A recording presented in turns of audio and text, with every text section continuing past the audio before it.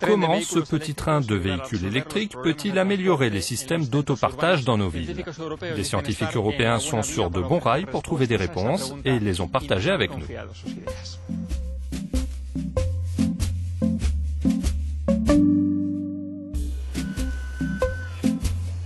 Ce concept, développé dans le cadre d'un projet de recherche européen, se veut une alternative à la voiture individuelle pour les trajets domicile-travail. Ces petits véhicules peuvent être empruntés pour se rendre à un hub de transport public ou pour en partir.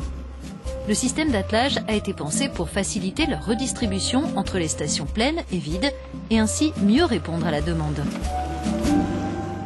Un opérateur peut ramener les véhicules là où on en a besoin. C'est-à-dire en conduisant un seul véhicule, on peut en remorquer 7. Et ce faisant, on va amener les véhicules là où les gens en ont besoin. Le système d'attelage est similaire à celui des trains. Le principal défi a consisté à trouver comment éviter les mouvements latéraux. Les véhicules sont reliés par électromécanique, ce qui augmente la stabilité du convoi et l'efficacité de la transmission d'énergie quand il est raccordé à une station de recharge.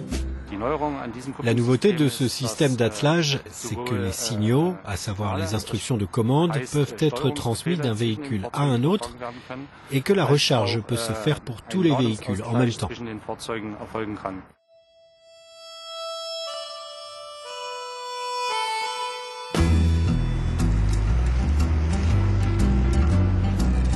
C'est dans ce laboratoire qu'une partie des équipements de pilotage, de propulsion et de freinage ont été testés.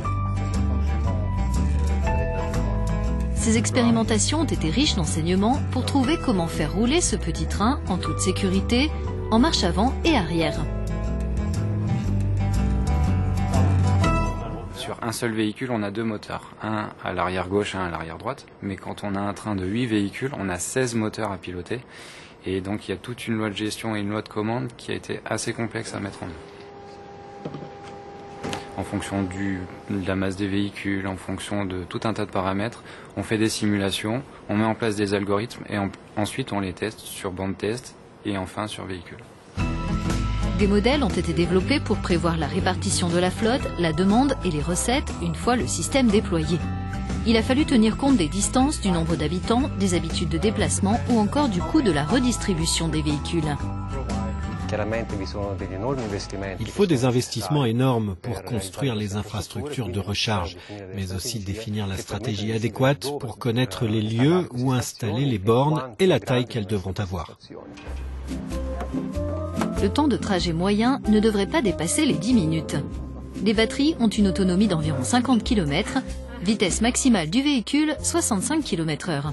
C'est un véhicule qui est pensé pour compléter le transport public, en particulier là où les gens ont du mal à prendre le transport public parce qu'ils habitent ou ils travaillent trop loin. Donc ça vise simplement à offrir un nouvel outil qui permettra aux gens de prendre le transport public plutôt de leur voiture particulière, donc pour baisser la pollution, la congestion, le CO2. Des essais sont menés dans le cadre du projet sur 3 sites pilotes en France, Espagne et au Royaume-Uni. Si les technologies sont quasiment prêtes d'après les scientifiques, il reste à progresser sur la réglementation et l'homologation avant de voir ces véhicules circuler dans nos villes.